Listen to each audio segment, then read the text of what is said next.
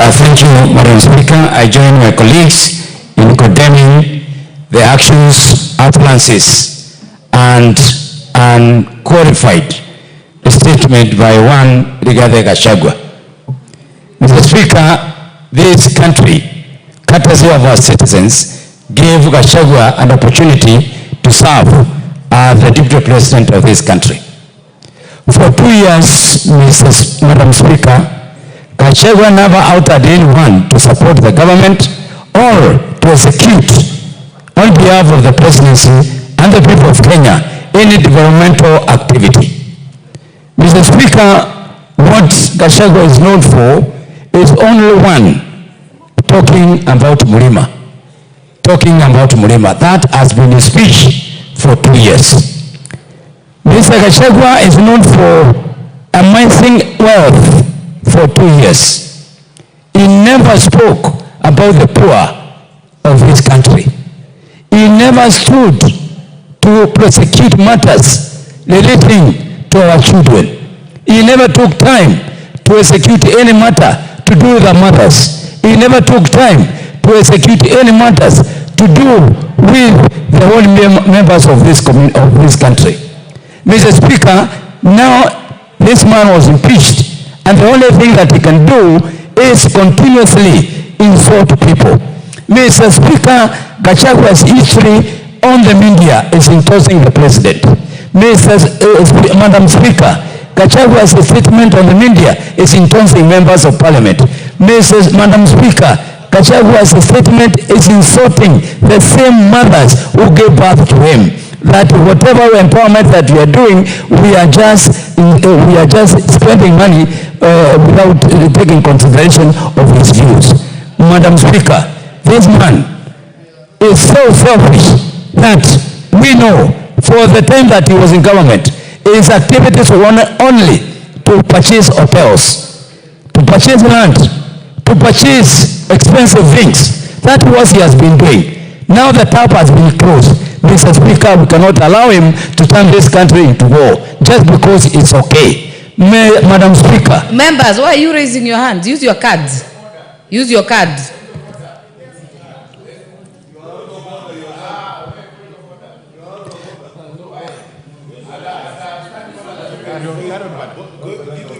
Continue, Honorable Indicate. Thank you, Madam Speaker. The honour member is one of the followers, one of the battalion that is insulting Kenyans everywhere.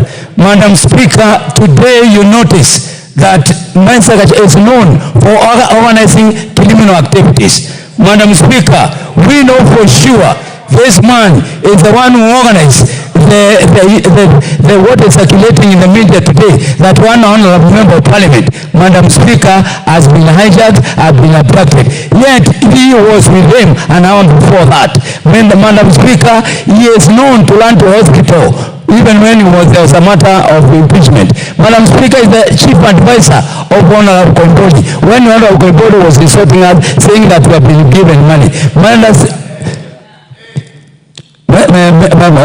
Speaker, we must insist this man at whatever cost.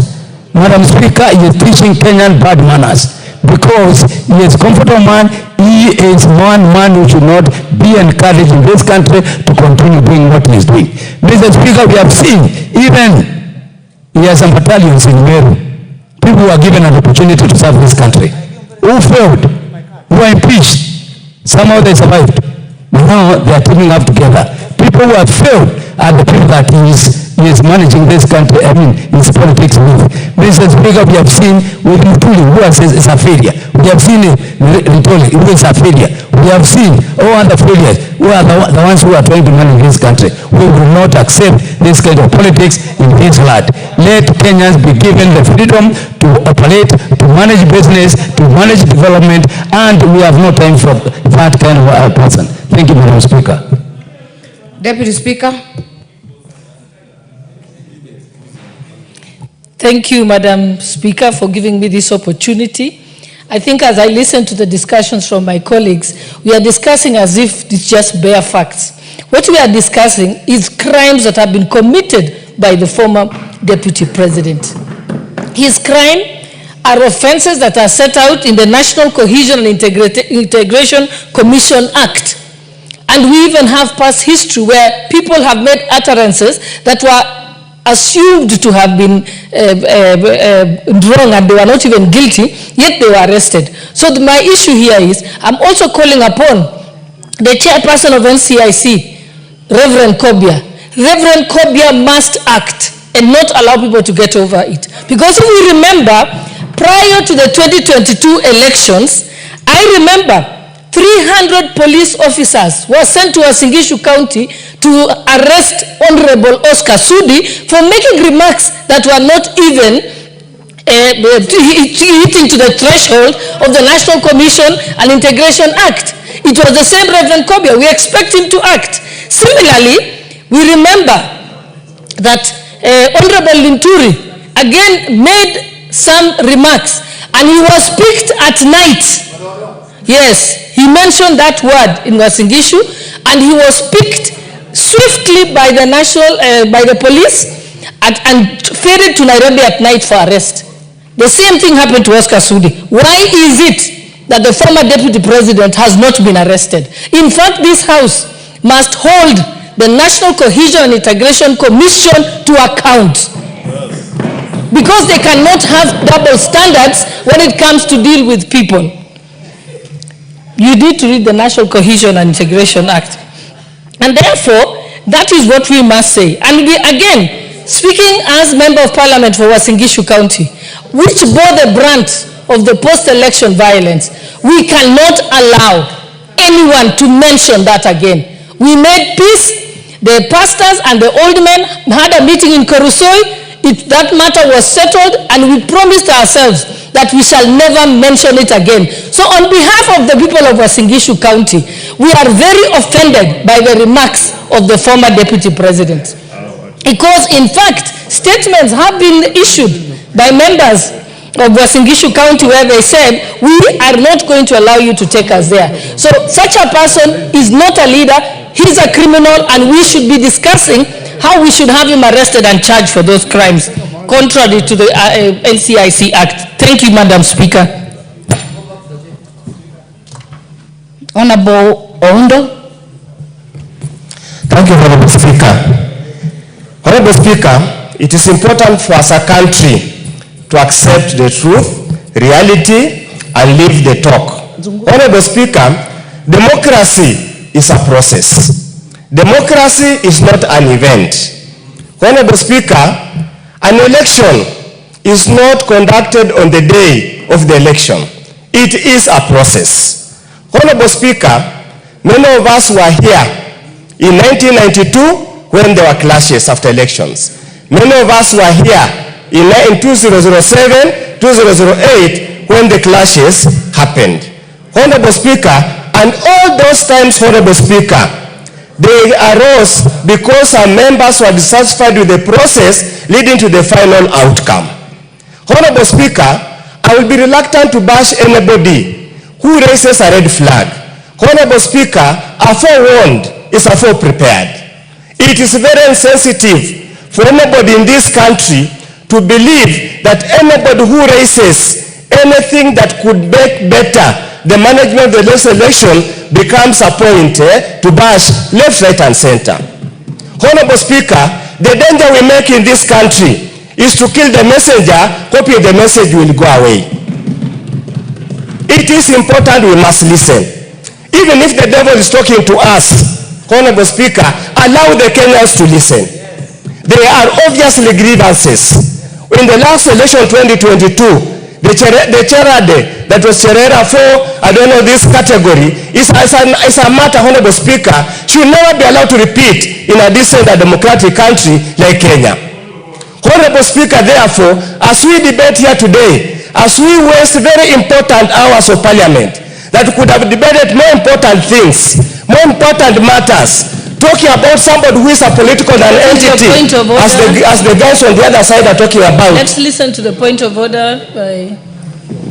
Yes, Honorable Malenga. Honorable Speaker, I've been listening to a very eloquent and seasoned speaker in this House, Honorable Oundo. Please relax. I'm a very senior person and I have more experience than you in this house. Please chill. And he has mentioned to Kenyans that even when the devil is talking to you, you need to allow your family, children, and people to listen to the devil. I want to actually ask Honorable Undo to withdraw that, because the devil is never good for your family, Honorable, neither your siblings and Kenyans. And if the devil is trying to talk to us, we must rebuke it in the spirit and using the name of Jesus Christ, that the devil must be rebuked out. Honorable Speaker, may he apologize because he's a Christian. Thank you, Honorable Speaker. Let me continue and answer my in-law later as I conclude. Honorable Speaker, we must learn from history. Henry Kissinger said, a nation and its leaders that does not learn from history is in danger of spiraling into anarchy. Honorable Speaker, it will be unfair. It will be like putting an ostrich hiding his head in the sand, believing that what happened in 2007, 2008 cannot happen in this country, Honorable Speaker. We are misleading ourselves. We are lying to ourselves.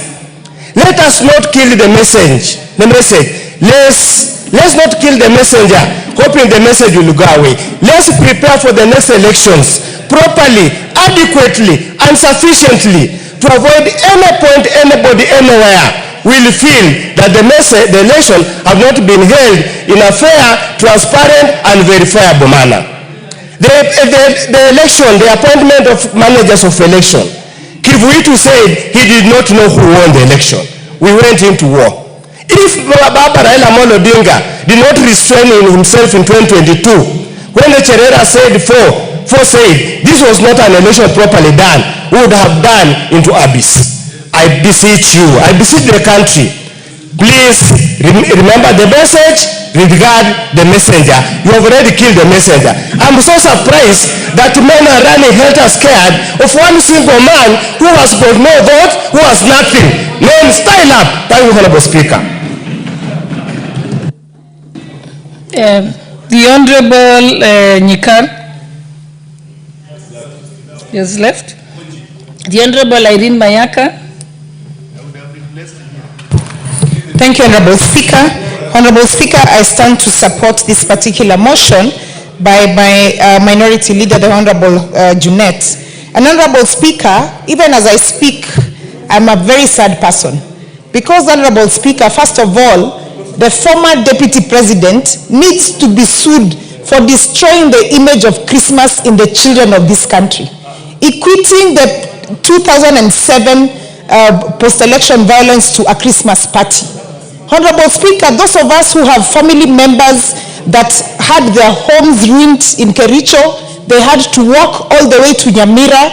We had a family whose home was destroyed in Kisumu. They had to walk all the way back to Kisii because of what happened in 2007. Honorable Speaker, we have people, Kenyans who are in Naivasha, Kenyans who are in the Rift Valley, who lost their homes, some who got burned. Very serious things happened within that particular time. People are still suffering from the injuries, both emotionally and physically, that happened to them in 2007. So to hear the former Deputy President speaking about that it was that would have been just a Christmas party, he's already preempting to us as a country that we will go back to that kind of anarchy. Honorable Speaker, the children who were born in that year 2007 are now turning 18 years old. You can imagine how that would feel to these children come the year 2027, and then we are told that we will, whatever happened before will be like a Christmas party. And Honorable Speaker, I'm just imagining that this same person was summoned to go and speak to the things that he said, and he refused. He is not listening to the rule of law. He does not plan to obey the rule of law. What kind of example is that kind of leader giving to our young people in this country? Honorable Speaker, the reason why we have the Supreme Court in place, the reason why we have allocation for anyone who is aggrieved by the elections, by the general election to go to the Supreme Court, is because we are a country of rule of law. Kenya has been a very fantastic example to the rest of the African countries and the rest of the world in how we manage our political process. So, Honorable Speaker, as I speak here, I just want to really support this motion because I cannot imagine in any way as a country, as the young people of this country, that we can be taken back to what happened in 2007. And anyone who supports that kind of utterances, Honorable Speaker, I'd just like to say to them, shame on you. I support.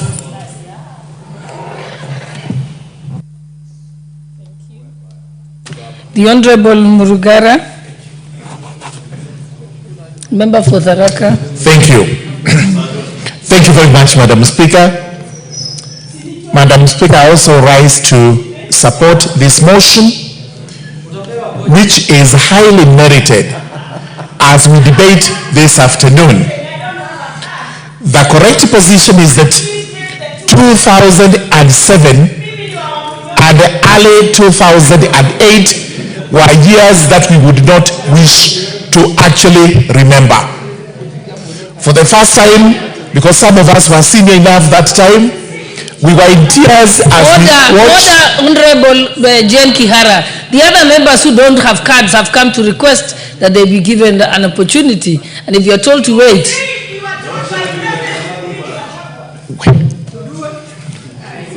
Madam Speaker, proceed, yes. We may proceed because we believe the subject of this discussion is not alone in this, and we've been told that there are some of us who are actually suffering mental issues, and this is a demonstration of such one case possibly when you just go out of the house yelling and trying to call things in a different direction when it is not possible. 2007-2008, we were senior enough. We actually went into tears because of what was happening, simply because there were disputes regarding an election.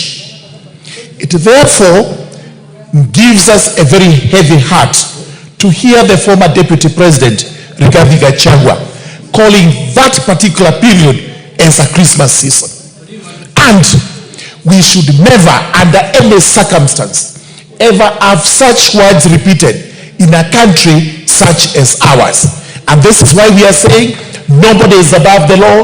The law must be called in, and if you commit a crime, you must be prosecuted, whether you are who or who. One such crime is when you go to actually make statements that are divisive, that are actually divisive to the people of Kenya. If you wish to make a cautionary statement, this is how you do it. And I hope he's listening, because he goes around bragging that people from a certain region, which he prefers to call Lima, the Mount Kenya region, elected fools. I do not believe that any of us who comes from that region is a fool. And if we are fools, he's also one, because he was selected from that region. Madam Speaker, dividing the country, profiling the country is not good and cannot be encouraged at all. Mount Kenya is not inhabited by one community. It is inhabited by several communities. And we've always spoken of unity of that region as we emphasize unity of the entire country.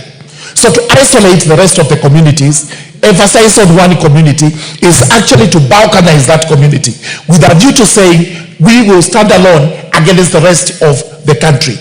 This is not encouraging, should be condemned in the strongest terms, and if law has been breached, we must have the culprits brought to book.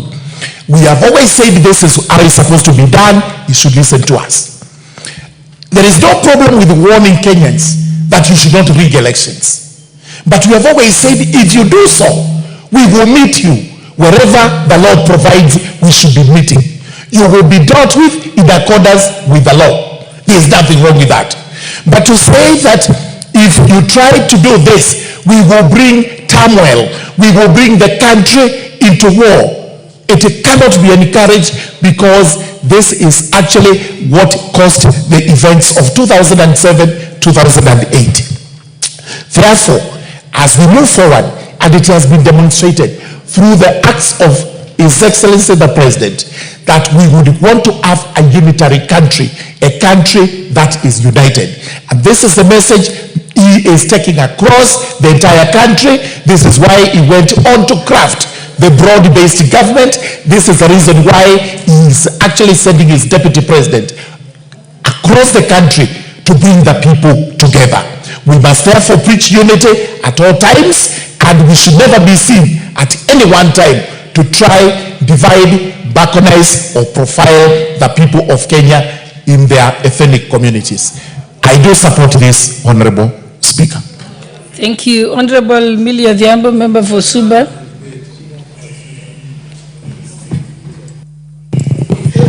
Thank you, Madam Speaker, for giving me this opportunity. Madam Speaker, I want to indicate at the onset that some of the issues that we are raising here for some people may sound like abstract ideas. I joined Parliament during or immediately after the post-election violence. Madam Speaker, I was part of a humanitarian committee for my party, ODM, that documented cases of post-election violence. Madam Speaker, I remember documenting cases of young girls in school uniform who had been shot by the police. I remember a woman who had the husband's head decapitated and had to carry the head to Kisumu. Madam Speaker, I remember people from Kisii who were displaced.